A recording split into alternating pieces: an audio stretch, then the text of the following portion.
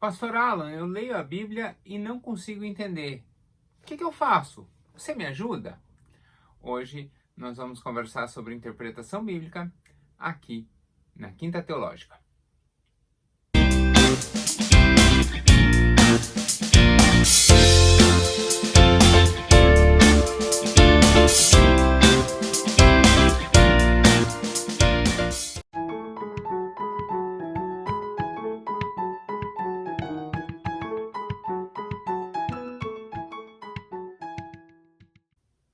Essa é a última Quinta Teológica que nós estamos gravando antes do Dia dos Pais.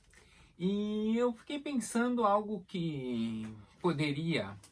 pensei em tratar sobre paternidade, pensei em tratar sobre o papel do pai, mas eu acho que esse é um assunto que nós já vamos tratar na igreja durante essa semana, que vai ser um assunto bem comum. E aí eu pensei então sobre o papel de um pai na caminhada bíblica, no papel de um pai na caminhada da fé cristã. A nossa fé, ela é fundamentada, ela é baseada, ela é sustentada a partir do que a Bíblia diz. Então, nós carregamos a Bíblia, né? Nós andamos com a Bíblia, nós conhecemos a Bíblia, lemos a Bíblia, para que retiremos dela preciosas lições que vão nos dar o direcionamento de como devemos praticar a nossa vida, né? E como deve ser a nossa conduta. Por isso, talvez uma das frases mais comuns que você já tenha ouvido é que a Bíblia é nosso guia de fé e prática, né? Ou fé e conduta. E é por isso que nós podemos dizer que na Bíblia nós encontramos instruções suficientes para termos uma vida que, primeiro, agrada a Deus. Segundo, demonstra a diferença, aquilo que Deus tem feito em nossas vidas. Mostra, né, testemunha a nossa vida, testemunha a transformação que a grande obra de Cristo, conquistada, né, como ponto alto da cruz do Calvário, ela se realiza sobre a nossa vida. Por isso, sendo tão preciosa a Bíblia, eu pensei em conversar com vocês hoje sobre um versículo muito interessante que diz: instrui a criança no caminho que deve andar, e ainda quando velho, não se desviará dele. Esse é um versículo que você provavelmente esse fim de semana vai ouvir bastante. Depois você vai ouvir de novo lá em outubro, porque normalmente Dia dos Pais e Dia das Crianças a gente acaba usando bastante esse versículo. Mas instruir como? Instruir dentro daquilo que a Bíblia diz, né? Dentro daquilo que a palavra diz. E como instruir então? Então eu pensei em fazer justamente essa caminhada, em que nós vamos nos projetar como se eu fosse o seu pai e estaria então estabelecendo uma caminhada dizendo: olha, filho, para ler e entender a Bíblia é preciso fazer esse determinado percurso. Para isso, eu separei 8 pequenas dicas. E aí eu queria, com todo carinho, com toda reverência, pedir a você, com todo carinho, como eu disse, por quê? Porque provavelmente muitas das coisas que eu já vou falar, você conhece. Talvez muitas das coisas que eu vou falar você já pratica no seu dia a dia, já pratica na sua caminhada de leitura. Mas não perca o valor desse vídeo. Se você já conhece todas as pequenas dicas de hermenêutica que eu vou dar hoje, ótimo, muito legal, sinal que você já está numa boa caminhada.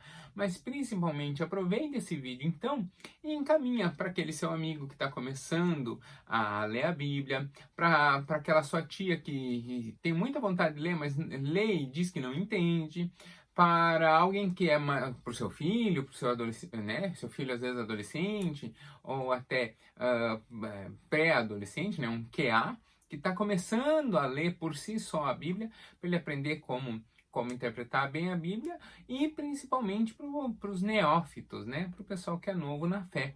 A ideia hoje é literalmente nós estarmos num primeiro passo de uma caminhada, com um pai instruindo um filho.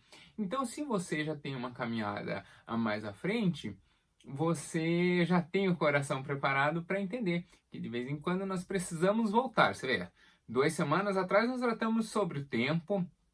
Semana passada nós falamos sobre a criação, dos assuntos complexos, envolvemos física, envolvemos química, envolvemos física quântica, né?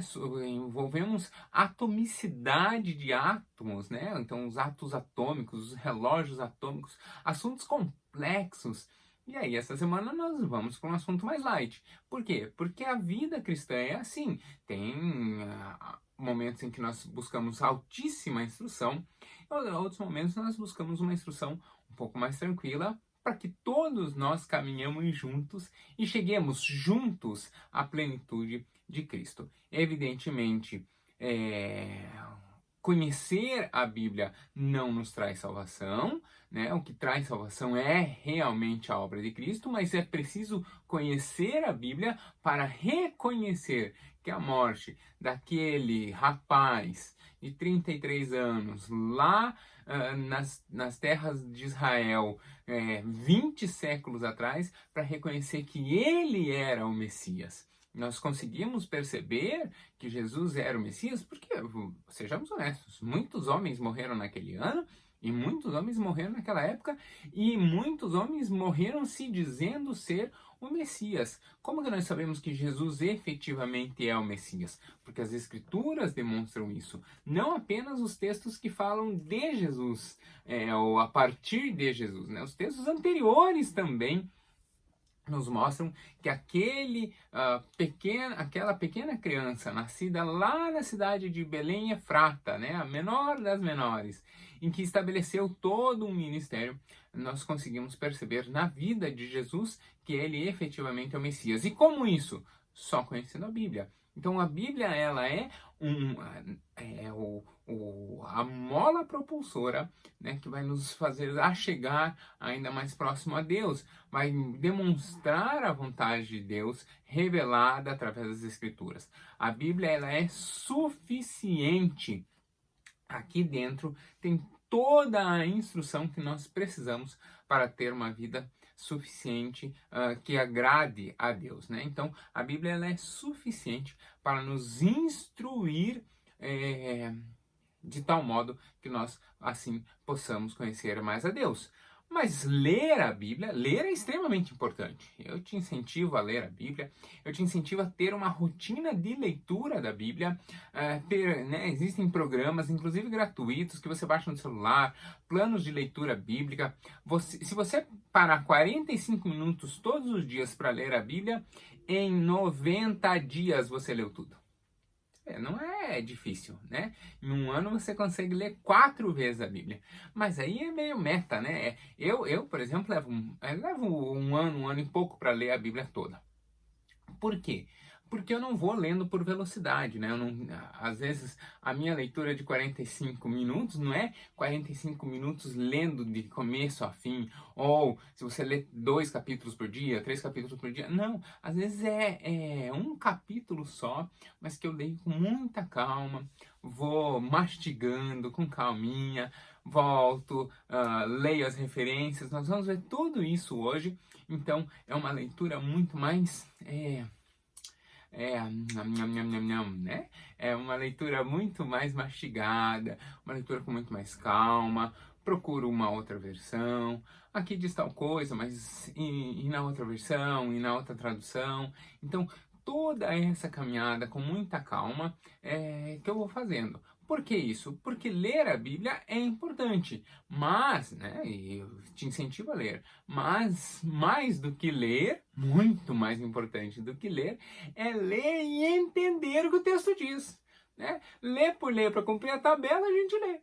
Aí é tranquilo, né?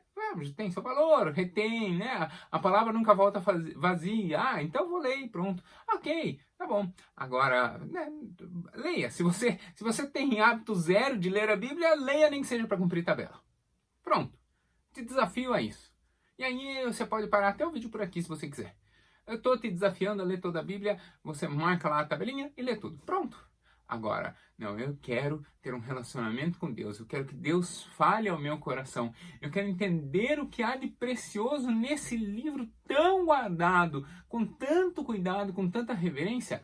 Aí não é simplesmente ler para cumprir tabela, ler para cumprir um gráfico lá de controle de leitura. Aí é ler com qualidade, interpretando, entendendo o que o texto diz. E para isso, então, começam 8 dicas. Eu separei 8 dicas, Eu separei 8 dicas de leitura, de critérios de interpretação da Bíblia. Vamos para o primeiro? Então, o primeiro critério de interpretação é muito simples. É linguagem adequada. Quando a gente fala de linguagem adequada, parece que é uma mãe chamando a atenção do filho. Não fale tal palavra, não fala isso que é feio, tal, né? Não é isso. É simplesmente o seguinte: existem várias traduções e várias versões da Bíblia. E essas traduções e essas versões têm níveis de dificuldade, níveis de complexidade, né? Níveis de palavras bastante diferentes. Então, cada uma dessas versões, cada uma desses textos vai ter um público-alvo. Né? Então, a pessoa que estudou um pouco mais, que lê bastante, que conhece muitas palavras, que faz palavra cruzada, ela consegue ler uma determinada versão. Por quê? Porque ela conhece mais palavras, ela tem um vocabulário maior. Uma pessoa que já não tem esses hábitos, que é uma pessoa que não tem muito costume de leitura, que não estudou tanto, tal, lê uma outra versão. Então, existem versões diferentes. Né? E aí, então, você vai achar uma Bíblia para o seu dia a dia. Não é vergonha nenhuma você pegar uma versão mais facilitada. Eu, por exemplo, gosto muito de uma versão chamada NVI, Nova Versão Internacional. Ela é bem prática, ela é bem fácil de leitura, qualquer um, né? Uma pessoa, a gente chama de homem médio, qualquer homem médio consegue ler, ou seja, uma pessoa que comum consegue ler, não tem nada muito difícil lá, e é uma leitura bem legal, assim, uma versão bem legal da Bíblia. Existem outros, por exemplo, existe a Nova Tradução na Linguagem de Hoje, que é também uma leitura bem tranquila, né? Então não vai ter aquele voz, né? Uns verbos diferentes, umas conjugações verbais diferentes, próclise, mesóclise, ênclise, né? É quase como se fosse uma conversa do dia a dia. Então, essas versões são muito legais e eu uso elas para o dia a dia. As minhas leituras, por exemplo, eu faço todas na NVI, né? Eu tenho uma NVI, eu estou mostrando aqui uma outra, né? Essa daqui é uma Almeida Corrigida e Fiel, porque ela é uma Bíblia de estudo, né? Tem ali uma preciosa que é uma King James, né? A Bíblia do Rei Tiago. Essa Bíblia para mim é preciosa porque é a Bíblia da minha ordenação, a Bíblia que a igreja me deu quando eu fui ordenado. Tá ali, eu uso ela também, já usei inclusive aqui no Teu Legal várias vezes. Achar uma Bíblia dentro da linguagem que você lê e entende aquelas palavras é o primeiro passo. E aqui eu então queria fazer uma distinção. Vocês viram que algumas vezes eu falei tradução, outras eu usei a palavra versão. Qual que é a diferença de uma para outra? Bom, cada vez que uma editora, cada vez que alguém se propõe a publicar uma Bíblia, essa pessoa tem 2 caminhos. Ou ela vai no texto original, nós temos os textos originais, né? O escrito, não é assim que nós temos alguns fragmentos ainda existem, mas não é que nós temos lá um livro que é a Bíblia original guardada. Nós temos vários rolos de pergaminhos copiados, né? Então há milhares de pergaminhos guardados que copiaram os textos ainda nas linguagens originais. Hebraico, alguns trechos de aramaico, né? Mas basicamente hebraico, e aí o Novo Testamento em grego. Né? Então nós temos 2 opções na hora de publicar uma Bíblia. Você pode ir nesses textos originais e fazer a tradução deles para o idioma que você quiser, como por exemplo o português, ou você pode pegar várias Bíblias que já estão em português e usar elas de referência, né? Então você vê lá 5 Bíblias, olhou determinado versículo nas 5, e aí você reescreve ele a partir desse texto comum, né? Essa é uma outra opção. Então, qual é a diferença entre uma tradução e uma versão? A tradução é que o autor foi ao texto original, pegou o texto original, traduziu do texto original para o idioma que ele está publicando. Exemplo disso, um homem chamado João Ferreira de Almeida. Né? A gente fala tanto, a Bíblia é João Ferreira de Almeida, por quê? Porque o João Ferreira de Almeida pegou os textos em hebraico, pegou os textos em grego, não fez isso sozinho, isso é um trabalho que não se faz sozinho, né? Você tem normalmente uma equipe que vai fazer isso, mas ele pegou os textos em hebraico do Antigo Testamento, os textos em grego do Novo Testamento, e aí sentou e traduziu eles para o português. Né? Então, por isso que nós temos a tradução da João Ferreira de Almeida. Aí você vai falar assim, mas eu tenho a Fiel, eu tenho a Corrigida, eu tenho a João Ferreira de Almeida atualizada. O que é isso? É que simplesmente eles pegaram o primeiro texto que o João Ferreira de Almeida publicou, e aí vão, né? Então, atualizam determinadas construções verbais, determinadas... então estão atualizando a Bíblia. Não, eles estão atualizando a linguagem que está na Bíblia. Né? Aí atualiza determinado versículo, atualiza determinada conjunção verbal, justamente por causa disso. Ou a corrigida, né? Então, em um determinado lugar tinha lá por exemplo, uma conjugação, uma colocação pronominal que era próclise. E aí eles notam que pelas regras do português, ela seria melhor ali uma mesóclise ou uma ênclise. Se você não lembra disso, depois você vai rever lá nas suas aulas de português. Mas faz essa correção, tal, alguma coisa assim. Então, ok, sem problema nenhum. Né? Agora, por exemplo, nós tivemos a reforma da língua portuguesa. Então, a reforma da língua portuguesa mudou uma série de regras. Então, logo as Bíblias já serão revisadas, né? Não é que nós estamos tirando os textos bíblicos, é que determinadas palavras se escreviam de um jeito, agora não escrevem mais. Então, faz todo esse trabalho de revisão gramatical mesmo, né? Revisão de português mesmo, né? Faz toda a revisão das escritas e tal. Então, a tradução é isso. Aí a versão é quando eu faço essa junção de vários textos, uso inclusive textos de interpretação, o que os estudiosos falam sobre determinado texto, e a partir dali, então, eu faço uma nova versão, né? E aí, uma nova versão, por exemplo, a nova versão internacional, né? Por que isso? Porque eles criaram a nova versão internacional, ela surge em inglês e depois é traduzida para o português e tal, né? Mas é uma versão, eles não usaram como base o texto original. Usa o texto original, mas usa também com o mesmo peso as traduções que já existem, né? Então, essa é a diferença entre tradução e versão. Posso usar a tradução? Pode. Posso usar a versão? Pode também. Né? Não tem problema nenhum. Isso é muito legal. Qualquer versão é boa? Ou qualquer tradução é boa? Não. Né? Tem traduções que não são boas, tem versões que podem não ser boas. E aí, como que eu vou saber então? Fácil. Você normalmente vai ver porque são as mais utilizadas, né? Então você vai numa livraria evangélica, você vai numa editora e vê qual que o pessoal costuma usar.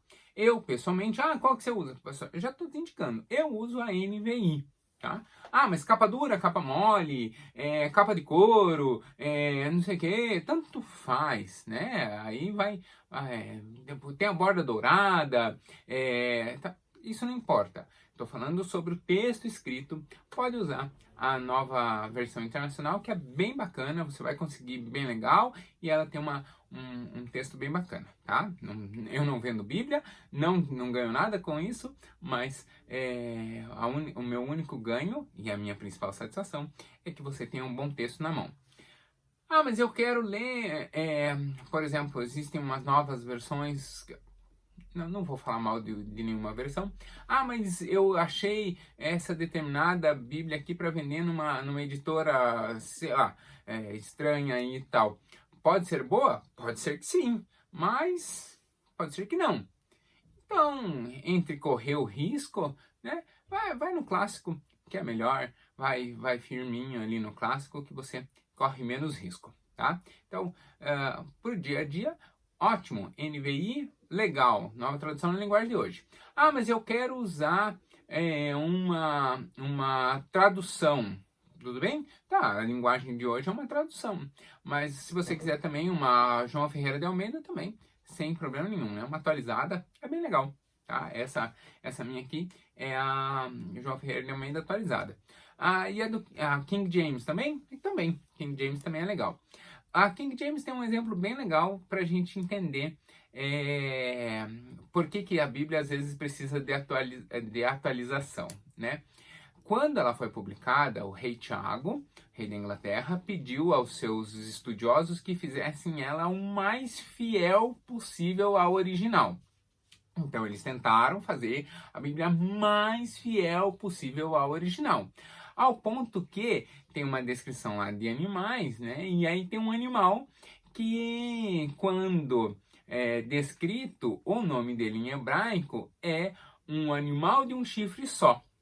E que animal tem um chifre só? Bom, na mitologia, né, no imaginário europeu, o animal que tem um chifre só é um chifre, chifre é córneo, né? Então, um córneo, unicórnio. Então, a Bíblia, a King James, na sua versão original, dizia que existia unicórnio, né? E, na verdade, hoje a gente sabe que o animal é o rinoceronte. Olha só, né? Por quê? Porque o rinoceronte tem realmente um chifre só no meio. Ah, mas são duas protuberâncias. Tudo bem, mas é um só aqui no meio, né? Não são dois laterais, como uma vaca, por exemplo, ou como a grande maioria dos animais que possuem chifre.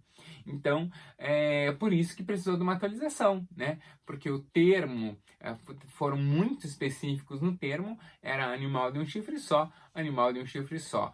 Para o hebraico é o rinoceronte, mas na hora de traduzir para o inglês, traduziram como unicórnio, você vê, né? Então, essas questões de atualização precisam, tá? Então, o primeiro critério é achar uma Bíblia que tenha uma linguagem que você consegue entender. Legal? Bacana. Mesmo assim, como que você vai comprar uma Bíblia, você não vai ver todas as palavras que tem ali, né? Então, eventualmente pode acontecer de você encontrar uma ou outra palavra, um ou outro texto que você não entendeu. E aí, o que você faz? Simples. Aí você faz o que a gente faz quando a gente acha uma palavra que a gente não conhece. O que a gente faz quando a gente acha uma palavra que a gente não conhece? A gente consulta um dicionário. Fácil, né? Pois é isso mesmo. Não é vergonha nenhuma você estar lendo a Bíblia, encontrar uma palavra estranha e buscar ela, o significado dela, né, o que ela significa, ou o que é isso, olhar isso no dicionário, tá? Então, não tenha vergonha. Então, primeira dica, use uma Bíblia com a linguagem adequada. A segunda é procure um dicionário. Mas que tipo de dicionário? Bom, depende. Tem dois tipos de dicionários no caso dos bíblicos, né? Você vai ter um dicionário de português mesmo, né? O Aurélio, o Ruais, qualquer dicionário, né? Você vai usar um dicionário de língua portuguesa. Por quê? Porque sim, porque você não é obrigado a conhecer todas as palavras. Eu sou professor de português, sou formado em letras, né? Todo o meu estudo, vocês sabem muito bem, e ainda assim, vira e mexe, eu estou procurando no dicionário o significado dessa ou daquela palavra. Não é vergonha nenhuma isso. Pelo contrário, vergonha é você não saber e não ir atrás. Aí é vergonha, né? Não saber e buscar saber é motivo de orgulho. Então, use um dicionário. Ah, mas e os dicionários bíblicos valem? Claro que sim. Por quê? Porque o dicionário normal ele vai trazer a palavra, né, da língua, o que aquela palavra significa para determinada língua. Então, quando nós olhamos um dicionário bíblico, os dicionários bíblicos eles vão trazer aquela palavra dentro do contexto bíblico e a grande maioria dos dicionários bíblicos vai trazer, inclusive, as referências, onde que aquela determinada palavra ocorre. Então é super legal e é super útil também. Então, segunda dica é use um dicionário, né? Legal, né? Essa é muito fácil. E também você pode usar manuais para isso, né? Eu separei aqui 2 manuais. O primeiro que eu queria mostrar para vocês é esse daqui, do Norman Champlin, tá? Eu tenho o azul é o Novo Testamento, eu tenho o vermelho, que é o Antigo Testamento, com todos aqui, é uma fileira inteira da estante. Então tem uma enciclopédia de teologia, Bíblia e filosofia, tem todo o Antigo Testamento e todo o Novo Testamento, interpretado versículo a versículo. Cada versículo, ó, você pode ver aqui, eu abri aleatoriamente, você pode ver, mas, vamos ver. Aqui é 2 Coríntios, capítulo 1, versículo... 2 Coríntios 1, 2 Coríntios 1, 1. E aí aqui ele vai trazer, no caso do Novo Testamento, ele traz o texto em grego, aí ele vai trazer toda a explicação, ó. Só de 2 Coríntios 1, 1 é isso aqui, mais isso aqui, mais isso aqui. Aí aqui é o 2. Então um versículo em todo esse texto. Olha aqui, ó. Versículo 2 é todo esse texto aqui. Tá? Então ele vai trazendo toda a referência. E é muito legal porque muitas vezes ele inclusive vai fazer remessa, né? Então, quando ele vai tratar, por exemplo, de um determinado profeta, aí ele fala assim, porque o profeta, aí ele traz assim, veja na enciclopédia a definição de profeta, né? Mas essa é uma coleção pesada, você imagina, do Novo Testamento são 7 volumes, do Antigo Testamento são 11 volumes, né? A enciclopédia são mais 8 volumes, né? Cada um desse é um volume, esse é o 4. Né? Então, é uma biblioteca grande, pesada, inclusive cara, tal. Então, não é um investimento assim para quem está começando a caminhada, né? Mas para quem está no dia a dia estudando a Bíblia, vale muito a pena. Ah, mas eu quero começar a minha caminhada de interpretação. Aí eu quero te indicar um outro livro. Eu também não ganho nada com a venda dele, tá? Não vendo o livro, não sei. Você pode achar editoras que tem várias e tem em vários lugares, mas eu queria te indicar esse aqui, ó. O Manual Bíblico Unger, tá? O Manual Bíblico Unger é bem legal, é do Merrill Frederick Unger. Ele é bem legal, né? Ele não traz versículo a versículo, mas ele traz trechinho a trechinho. Então aqui, por exemplo, eu abri, vou pegar aqui algo do Novo Testamento. Aqui, ó. Ele traz aqui uma apresentação sobre o Evangelho de Marcos, faz toda uma alocação do tempo, do propósito de escrita do livro, e aí ele vai separando trechinhos em que ele vai explicando os trechos. Então, o Manual Bíblico Unger, existem outros manuais bíblicos, mas eu gosto desse daqui, e é o que eu uso. Muitas vezes eu uso para rápidas consultas, assim, para pauta do que tratar no Teu Legal, eu uso o Unger. Hoje mesmo, para preparar essas dicas de interpretação, eu tirei revi as dicas de interpretação a partir do manual do Unger, né? Então, é um manual bem legal de você investir. Então, primeira regra, use uma Bíblia com uma linguagem bem legal e quando tiver uma outra palavra que você não conhece, aí você usa manuais, né, de dicionários e manuais para te auxiliar nisso. E aí, ok, então já consigo, tendo uma Bíblia com uma linguagem fácil e tendo um dicionário para me auxiliar, eu já consigo ler e entender o que está escrito, ok? Ok, esse é o nosso primeiro passo. Então, estou lendo e aquele texto já faz sentido na minha cabeça. Mas qual é a melhor interpretação? Como interpretar? Como saber o que aquele texto quer dizer? Bom, aí nós temos a terceira dica e as posteriores, né, já são nesse sentido de interpretação mesmo. O primeiro deles, que é a nossa terceira dica, é de que queria te contar, se você ler a Bíblia toda, desculpa dizer, mas você não vai ser o primeiro a ler a Bíblia toda. Né? Então, outras pessoas, durante os 20 séculos de cristianismo, ou durante os praticamente 50 séculos que nós temos de Antigo e Novo Testamento, nós temos várias pessoas que já leram toda a Bíblia e já estabeleceram leituras a partir dali. Então, nada muito inovador, nada muito, né, novo pode surgir das Escrituras. Não há nenhum texto muito novo que nunca tenha sido lido. É difícil você encontrar uma nova interpretação para a Bíblia. Nós normalmente encontramos novas aplicações, né? Então, a vida está diferente, a vida vai mudando, o texto continua sendo o mesmo, Cristo continua sendo o Senhor das nossas vidas, mas nós aplicamos isso, né? Então, nós temos uma aplicação diferente. Então, cada pouco surgem questões. Por exemplo, o meu avô era um homem de uma época diferente, era um homem de um contexto diferente, né? E aí, dentro da igreja que meu avô foi pastor, nós tínhamos um costume de que as pessoas não tinham televisão em casa, né? Por quê? Porque esse era o costume da época. Então a televisão tinha um determinado valor. E aí hoje, você vê, tem pastor que tem até canal no YouTube, você acredita nisso? Você vê se pode isso. Tem igreja que tem canal no YouTube, né? Onde já se viu isso, né? Mas essa é a ideia, quer dizer, nós reinterpretamos o que é a participação do alcançar das pessoas, né?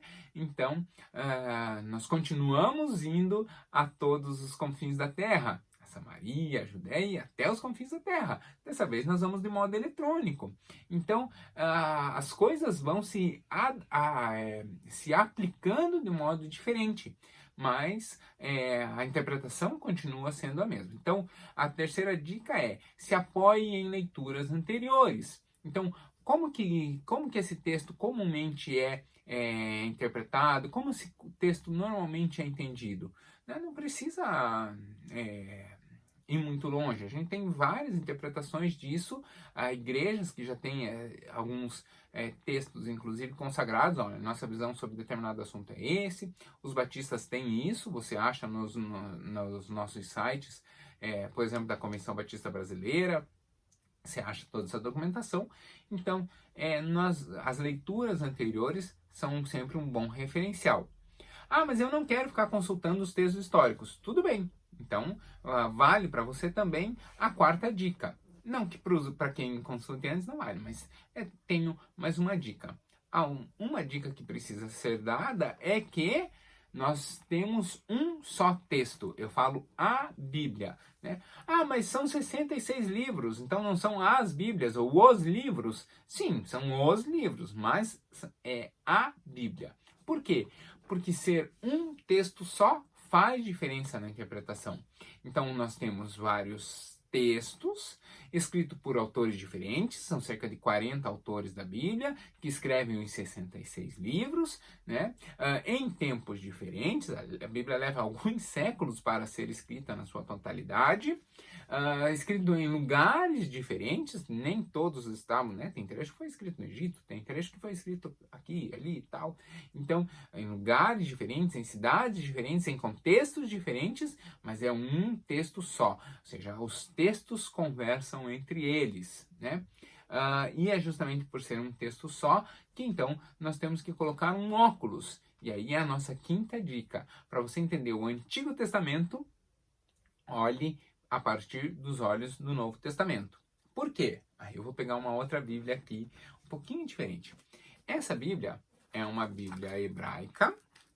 Bíblia hebraica. Ela é publicada por uma editora judaica. Então, a Bíblia hebraica, na edição judaica, ela tem um texto um tanto quanto diferente. Por quê? Porque ela é interpretada a partir da visão de um judeu, né? E aí, tem alguns trechos interessantes. Eu separei aqui para a gente ter uma noção, Isaías 53. Isaías 53, numa leitura cristã, ele está prevendo a vinda de Jesus. Ele está, profeticamente falando de Jesus. Olha como a minha Bíblia do dia a dia, né? Como a minha Bíblia vai falar. Passei, Jeremias, Isaías. como a minha Bíblia vai falar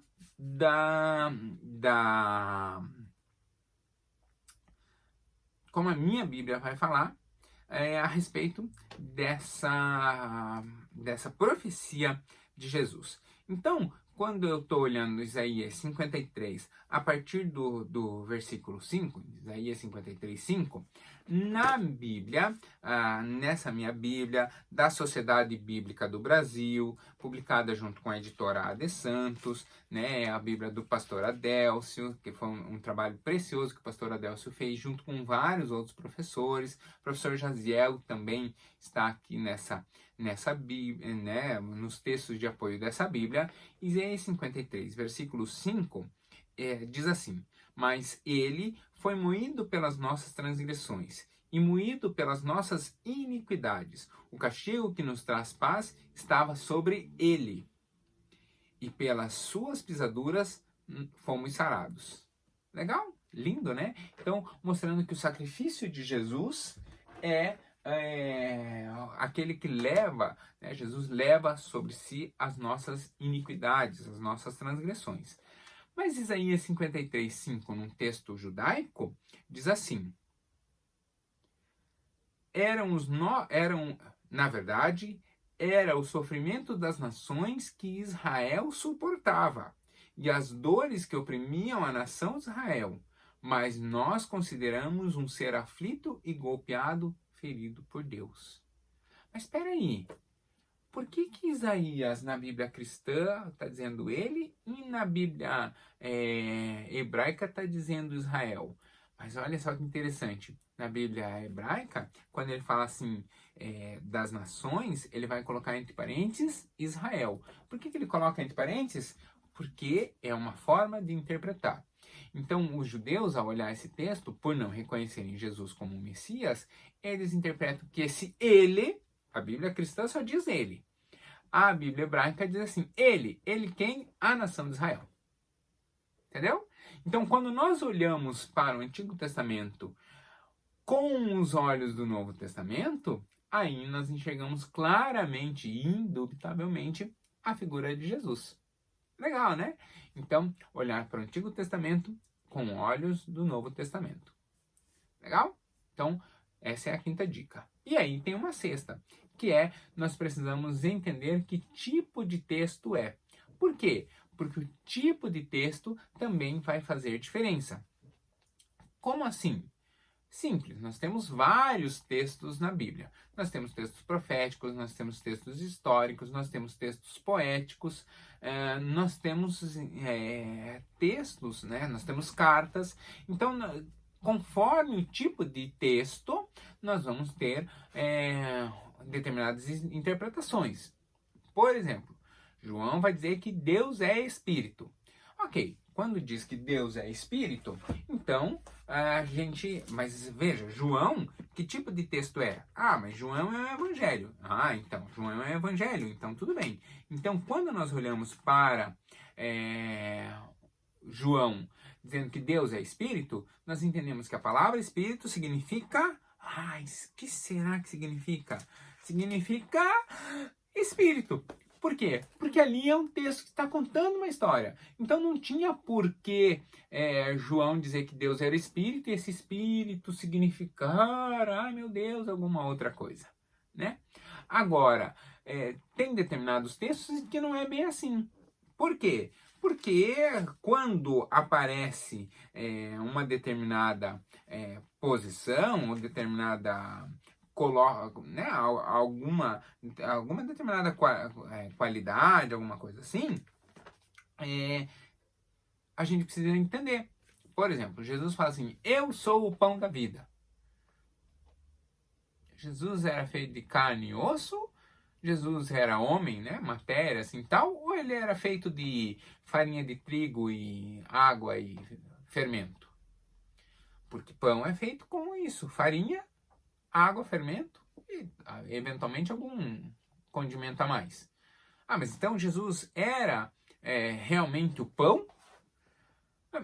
Né? Então, veja, ali Jesus está fazendo uma construção alegórica, né? Então, ali ele está fazendo uma construção, dizendo assim, ó, eu sou aquele que traz o alimento, né? O pão, lá da ideia de pão nosso de cada dia, o alimento mais básico, o alimento mais essencial, né? Pode ver, quando a gente fala assim, fulano foi preso, né? Os regimes totalitários têm, fulano foi preso a pão e água, né? Quer dizer, a pessoa só tinha a água para tomar e um pão seco ali para comer. Sinal de que o pão tem um valor social, que significa, é um alimento super simples, mas é o mínimo que o ser humano precisa para comer. Então, quando Jesus fala assim, eu sou o pão da vida, ele está dizendo assim, que você não precisa de nada mais, de que na sua essência, no mais íntimo do mais íntimo, Jesus é suficiente ali para te alimentar, né? Então não é que Jesus é feito de trigo, é que ele é na essência a fonte do nosso sustento. Aleluia por isso! Mas é uma questão de interpretação. Jesus não é feito de pão, né? Jesus foi feito homem, carne, né? Gente, carnes e ossos, né? Então, é uma questão de interpretação. Então, entender o que aquele determinado texto está dizendo. Ou, por exemplo, às vezes ajuda a gente a não pagar mico. Por exemplo, o dia que você for a Israel, você vai numa caravana com a igreja, tal, você não vai pagar esse mico. Mas se você for sozinho, pega um guia sem muito critério lá, ele vai te levar para você, por exemplo, visitar a hospedaria em que o bom samaritano deixou o rapaz ferido. Ou ele vai te mostrar um alto de um vale, assim, dizendo, ó, você tá vendo aquele vale? Lá era a fazenda do pai do filho pródigo, né? E aí você vai dizer assim, olha que legal, tira foto e tudo. Não existe hospedaria do bom samaritano. Por quê? Porque aquilo era uma parábola. Não existe fazenda do pai do filho pródigo. Por quê? Porque aquilo era uma parábola. O que era a parábola? Era uma historinha, né, que se contava. No caso, são duas historinhas que Jesus contou. Então não há esse lugar. É uma ilustração que Jesus faz. Né? Então, entender que aquilo não existiu em si, mas que aquele texto mesmo não existindo, que aquela história tem uma moral, tem uma importante lição ali a ser retirada. Então, entender o tipo de texto nos ajuda na interpretação. Mas e em determinados momentos realmente acontecem determinadas coisas, tal? Essa é a nossa sétima e penúltima dica de interpretação.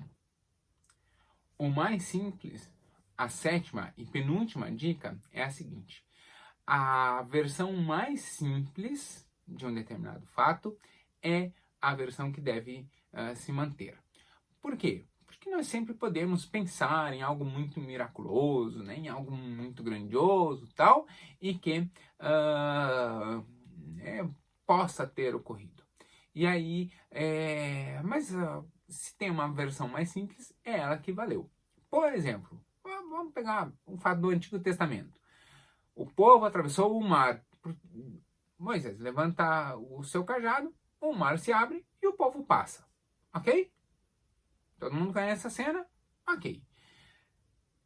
Você pode dizer assim, não, mas veja, porque tem as montanhas do Egito, porque poderia vir uma massa de ar, e a massa de ar ser devidamente canalizada ali, e na conjuntura de uma maré, de uma maré baixa, com um eclipse lunar, e ventos a tantos nós soprando daquela determinada maneira, poderia ser.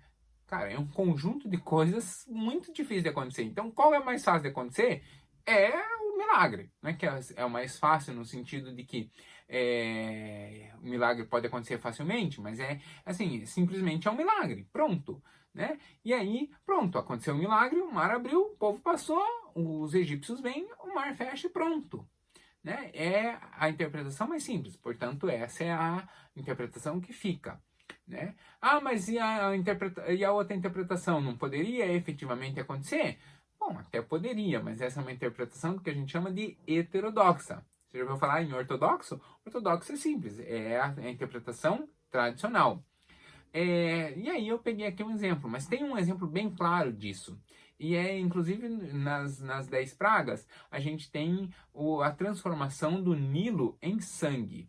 Então, você sabe que uma das pragas é essa, né? De que as águas do Nilo se transformaram em sangue. A Bíblia diz que era sangue. E aí, era realmente sangue? Bom, existem pessoas que dizem que não era sangue, que é uma alga que passa por um processo de natural multiplicação anormal dessas algas e que aí dão uma tonalidade vermelha às águas do rio, e aí a partir dessa tonalidade vermelha do rio eles dizem, olha, está como sangue, então virou sangue ali e tal. E se tem essa alga morando lá no Nilo, por que não acontece mais isso? Entendeu? Por que não acontece mais? Por que nos últimos 50, 100 anos a gente não viu o Nilo se transformando novamente em sangue? Eu estou falando só dos últimos tempos, né? Que a gente já tinha câmera de TV, já tinha câmera fotográfica e tal. Por que não acontece mais? Entendeu? Nossa, é tão difícil achar, assim, acontecer um milagre. Não, pronto, a água virou sangue. A Bíblia diz que virou sangue, pronto. Simples. Virou sangue, pronto. Milagre. Acabou. Então, essa é a interpretação ortodoxa. Pronto. Então, é uma boa interpretação. Não fica tentando achar chifre em cabeça de cavalo ou pelo em ovo, né? Não tem. Né? A Bíblia diz que virou sangue, pronto, virou sangue. E aí, então, entender ela pelo mais simples é o mais fácil. E tem uma dica que é preciosa, que é a minha dica final, que é a seguinte: você ao olhar a sua Bíblia, e aí eu olhei em várias das que a gente tem aqui em casa, ao olhar a sua Bíblia, normalmente você vai ver ali pequenos números, né, os números maiores, que vão formar os capítulos, aí os números menores, sempre assim no alto, que vão formar os versículos. Isso você já sabe, bem tranquilo. Tem um vídeo nosso aqui, tem uma quinta teológica que eu mostro isso. Mas você já notou que de vez em quando tem umas letrinhas pequenas em itálico, assim, soltas em cima, né? A cada canto um texto e tal. E aí algumas Bíblias têm no meio uma coluninha, algumas têm uma notinha de rodapé com alguma referência. Então, essa é a nossa última dica, que é veja as notas que a Bíblia tem. Por que isso? Porque ali naquelas letrinhas você vai ter várias referências. Jesus mesmo fala, está escrito, né? Então o diabo atenta a Jesus e aí Jesus responde, mas também está escrito, né? Ou em outros textos, por exemplo, quando Jesus vai ao templo, ele pede o livro do profeta Isaías. E aí ele abre lá e lê um trecho de Isaías. Ok, mas que trecho é esse? Né? Então, Jesus não dá nem capítulo nem versículo de qual trecho, né? Estou lendo Isaías tal. Não tá, ele não diz. Qual é o texto? Você vai ter que ler Isaías todo para achar? Bom, você pode ler Isaías todo para achar. Mas, normalmente, a Bíblia ela vai ter uma letrinha e vai ter uma anotação ali dizendo IS, e aí vai ter a referência. Então, preste atenção nas anotações para você entender. Tem uma questão, por exemplo, eu vou usar aqui de exemplo bem interessante, que é da mulher do fluxo de sangue. A mulher do fluxo de sangue era uma mulher que tinha um fluxo de sangue, né, menstrual, que não cessava por 14 anos. E aí, quando ela toca em Jesus, aí ela sabe que Jesus está na cidade, ela vai até a cidade, havia uma multidão, ela passa no meio da multidão e ela toca no manto de Jesus. E quando ela toca no manto de Jesus, ela é curada. E aí a Bíblia diz assim que ela tremeu e teve medo. Que mulher boba, nada a ver, né? Ela foi curada, ela ia ter medo do quê? Bom, se você olhar na notinha de rodapé, você vai descobrir. Por quê? Porque a notinha de rodapé vai te jogar lá para Levítico. E Levítico vai dizer que uma mulher que esteja impura, né, com fluxo de sangue, que esteja impura. E quanto tempo dura isso? Bom, Levítico vai dizer que uma mulher, ela vai ficar durante o seu período menstrual impura, depois mais 7 dias ela continua impura, aí ela toma um banho num mikve, né, que é um poço especial para isso, um espaço especial para isso, e aí ela deixa de estar impura, então ela pode voltar ao convívio da sociedade. Mas se o fluxo continuar por mais tempo do que o período normal, enquanto durar o fluxo, ela estará impura. Então, essa era uma mulher que estava por 14 anos impura. Já tinha vendido todos os seus bens, o texto diz, né, que ela já tinha vendido todos os seus bens, já tinha aberto mão de tudo, já não tinha mais nada. Ela era uma mulher completamente impura. Mas o texto lá de Levítico também diz que se uma mulher impura tocar em um sacerdote, ela deve ser apedrejada. Então, quando essa mulher com fluxo de sangue impura toca no manto de Jesus, aí você entende por que ela teve medo. Porque ela deveria ser apedrejada se Jesus fosse levar a lei ao pé da letra, né? E aí ele fala: alguém me tocou, de mim saiu o poder. E aí ele vira e aquela mulher está encolhida, dizendo: ai, eu fui curada, mas ele notou: agora eu serei morta apedrejada. Então aí você entende o porquê do medo da mulher. E aí Jesus vem e liberta ela desse jugo, né? E fala: vai, filha, tá tudo bem, que bom, você foi curada, glória a Deus, fica tranquila, né? Você já não é mais impura, tá tudo bem, toca a sua vida. Legal, né? Então veja que é um valor especial para nós entendermos a história dessa mulher. Isso a gente consegue tranquilamente perceber nas notinhas, conforme você está vendo ali, né? Então, estou te mostrando agora esse texto e como ele vai fazer a referência. Bacana? Eu encerro por aqui desejando efetivamente que você seja a cada dia mais e mais apaixonado pela palavra, mais e mais apaixonado pela Bíblia, mas principalmente de que você compreenda plenamente o que a Bíblia tem a te dizer, para que essa paixão não morra no texto, mas que ela se torne vida e que ela seja uma grande ponte para você se aproximar ainda mais do amado de nossas almas, né? Do amado Senhor Jesus. É compreendendo perfeitamente o que a Bíblia fala sobre Jesus que nós vamos entender a grandeza de quem Jesus é. Inclusive, compreender que a Bíblia não consegue dizer plenamente quem Jesus é. Quem diz isso? A própria Bíblia diz isso.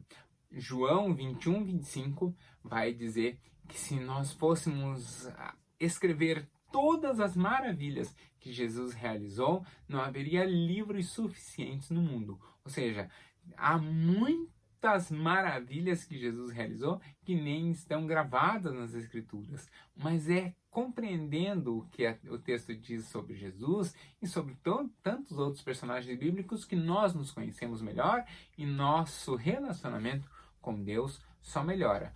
Por isso, eu, com muito carinho, entrei hoje na sua casa para te trazer essas 8 dicas bíblicas. Estão aparecendo todas de novo aqui. Aparecendo trazer essas 8 dicas de interpretação para que, assim, você possa ter uma vida mais próxima de Deus, mais próxima das Escrituras e efetivamente cumprir o querer de Deus na sua vida. Então, eu queria encerrar o vídeo de hoje orando para que isso realmente aconteça. Vamos orar?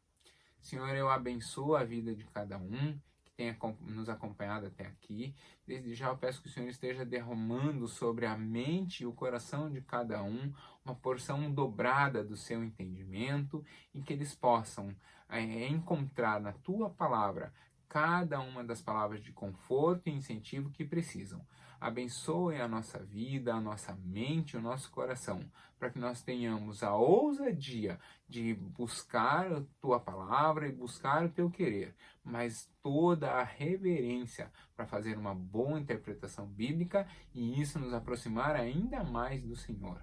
Eu agradeço a oportunidade de entrar na vida e na casa de cada um. Abençoo esse lar, que ali seja um lugar de manifestação pura do reino de Deus e que nós possamos contemplar uma igreja que a cada dia é mais apaixonada pelo próximo, é mais apaixonada pela Tua palavra e é mais apaixonada pelos planos que o Senhor tem separado para nós. Eu peço que o Senhor esteja cuidando da nossa mente e do nosso coração nesse tempo. Em nome de Jesus. Amém. Muito obrigado por ter acompanhado até aqui. Que Deus abençoe e que você tenha a ousadia de ler toda a Bíblia e interpretá-la adequadamente. E se precisar de um companheiro de caminhada para isso, você sabe onde me achar. Eu estou à disposição. Deus abençoe. Tchau, tchau.